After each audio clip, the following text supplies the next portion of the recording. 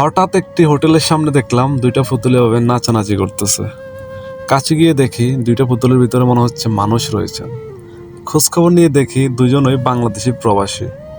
অথচ দেখেন তাদের ফ্যামিলি তাদেরকে বিদেশ পাঠিয়ে খুবই নিশ্চিন্তে ঘুমাচ্ছে নাক ডেকে।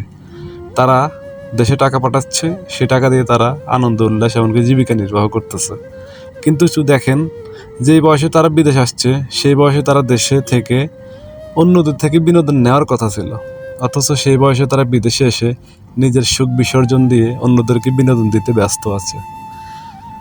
আমরা জাস্ট এদেরকে পুতুল হিসেবে দেখতেছি, অথচ এই পুতুলগুলোর ভিতরে দুজন জীবন্ত মানুষ রয়েছেন, যাদের আবেগ, বিবেক, বুদ্ধি সবকিছুই আছে।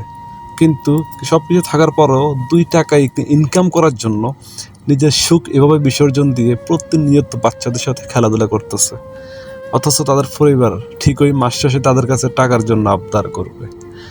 আহারে পুরুষ মানুষ, আহার তাদের জীবন।